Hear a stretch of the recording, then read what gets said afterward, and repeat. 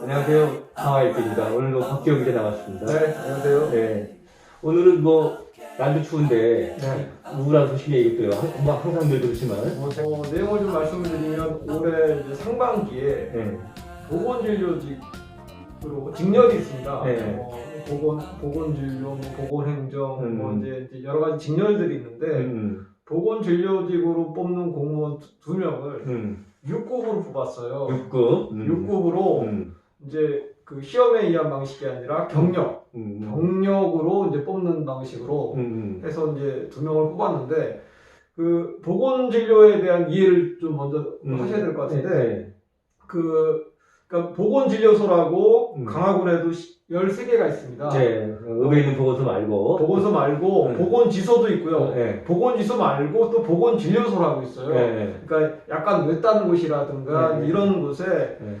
이제 거동이 어려우신 분들 이런 분들도 계시고요. 네. 그다음에 이제 응급 상황에서는 의사에 준하는 네. 처치가 가능한. 네. 이제 그래서 빨리 이제 처치를 하고 네. 병원으로 이제 이송을 한다던가 네. 이제 이런 곳이 이제 보건진료소인데 네. 서도면 같은 게 보름도라 그때. 그렇죠. 네. 서도 보름 이런 섬뿐만 아니라 네. 교동에도 있고 삼산에도 있고 네. 거의 다 있습니다. 화도에도 있고 다 있는데. 네.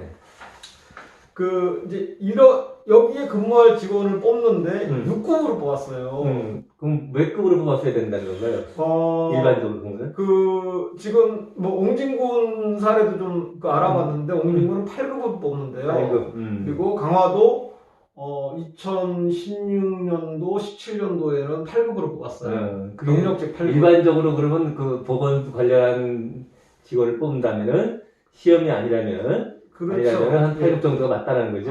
이제 보통은 이제 공개 경쟁으로 뽑는 게 원칙인데, 네. 이제 아무래도 이제 경력이 있는 사람을 뽑다 보니까, 그러니까 옹진군 같은 경우에는 공개 경쟁으로 뽑아요. 네. 시험으로 뽑는데, 네. 자격 조건이 네. 간호사나 조산사 자격증을 갖고 있는 사람이어야 응시 자격이 있어요. 네. 그러니까 그러다 보니까 이제 연령이 높을 수도 있고, 어쨌든 이제 그런 9급으로 뽑기에는 조금 이제 낮은 직급이라고 생각을 하는 것 같아요. 8급 정도로. 네, 8급 정도로 주는 근데 건데. 아까 말씀하신 대로 6급은 상당히 높은 건데. 상당히 지방에서. 높죠. 네. 상당히 높죠. 그런데 이제 6급으로 이제 뽑았고, 근데 그게 이제 소문이 있었어요. 이제 결과적으로도 소문이 났던 그 사람이 뽑혔고. 소문에 났던. 예. 그렇게 된 거죠. 몇 명이죠? 지금 2명을 뽑았고요. 그런 식으로 6급으로. 예. 근데 이제 요번에 뽑는 데 있어서 이제 문제가 뭐냐면, 그전에는 어떤 자격 기준이 들어와요.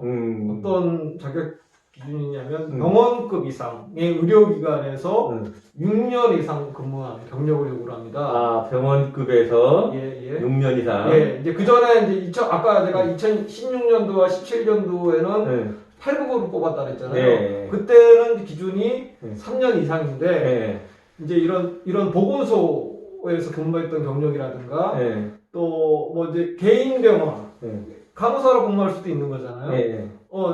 그러니까 이런 분들은 그러니까 2016년도, 17년도에는 이런 분들도 경력 3년 이상이면 개인 병원에서 간호사 3년 이상이거나 보건소에서 해당 그런 업무로 3년 이상 근무한 사람은 지원을 할 수 있었는데 이제 지원할 수 없는 거죠. 그런데 그러면 보건직에서 강화군의 보건직에서 6급이면 어떤 분들이죠? 팀장급이죠. 팀장. 네, 팀장급인데 이게 또 문제가 뭐냐면 이제 2016년도, 17년도 아까 계속 이제 반복이 되는데 8급으로 뽑았죠. 2019년도는 시간 선택제 6급을 뽑아요. 시간 선택제. 시간 선택제로 6급을 뽑는데 시간 선택제는 보통 한 2년 정도 근무를 하시는 거거든요. 단기간. 그렇죠.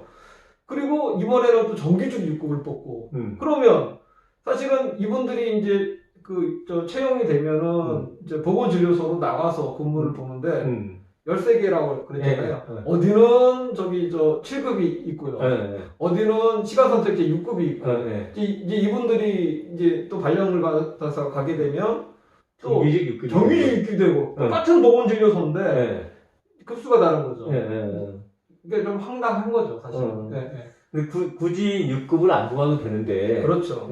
6급을 뽑았다. 그래서 소문에 의하면 어떤 사람들이 될 것 같다라는 얘기 있었는데. 근데, 그럼 여기 이 의혹은 그러면은 과거에는 8급을 뽑아왔고 그랬는데 왜 굳이 6급이고 그래서 저 시험을 뽑는 6급도 아니고 그러니까 이유를 뽑았냐. 강화군에서 그것이 의혹이라는 거죠. 예, 강화군에서 이제 그 이유로 되는 게 보다 저기 이제 강화군은 굉장히 열악한 지역이어서 의료 혜택이 낮고 그래서 좀 더 우수한 인재를 뽑아야 되는데 직급을 낮게 해서는 지원을 안 한다는 거예요. 그래서 직급을 높이고 우수한 인재를 영입을 하기 위해서 6급으로 올렸다 이런 해명을 하는데 근데 과거에도 뭐 8급으로도 다 채용이 됐고 그리고요 6급 시간제로도 했다는 거 아니에요? 제가 이제 기사에서도 이제 옹진하고 비교를 했는데요.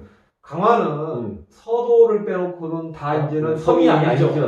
근데 옹진은 7개 명인데요. 거긴 다 섬입니다. 그렇죠. 다 배를 타지 않으면 갈 수가 없는데. 영웅면은 섬 다리가 있네. 아, 그런가요? 그러니까 배를 타지 않으면 못 가는 곳인데 문제는 거기는 경력으로 뽑는 게 아니라 시험으로 뽑습니다.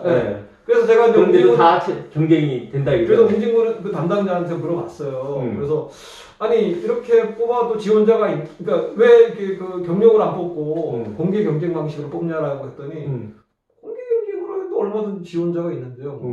그래요. 그렇지. 그리고 좀 수준이 낮지 않냐라고 했더니 바로 보건진료소 가서 근무를 할 수 있냐 그랬더니 그 보건진료직은 이제 그 특별하게 보건복지부에서 진행하는 24주 교육을 직무교육을 받고 와야 돼요. 아마 거기서 실습이라든가 여러 가지를 그 24주면은 6개월이잖아요. 굉장히 긴 기간 동안 교육을 받고 와야 되는데 교육받고 왔기 때문에 보건진료소 바로 투입을 해도 또 그분들이 기본적으로 원래 또 자격증이 있던 분들이 간호사나 조산사 자격증을 갖고 있기 때문에 문제가 없다는 거예요. 그러니까 강화군의 이유가 설득력이 없는 거예요.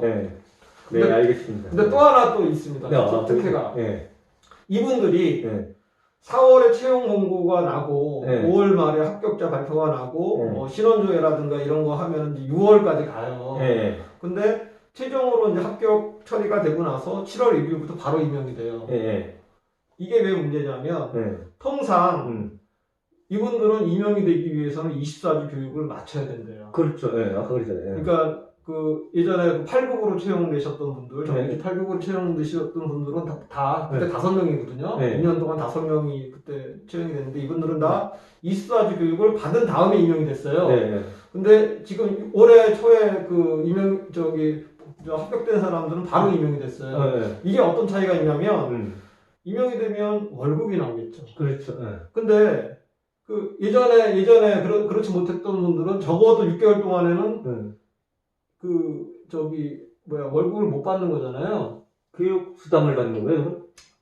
뭐 전혀 안 주진 않겠죠.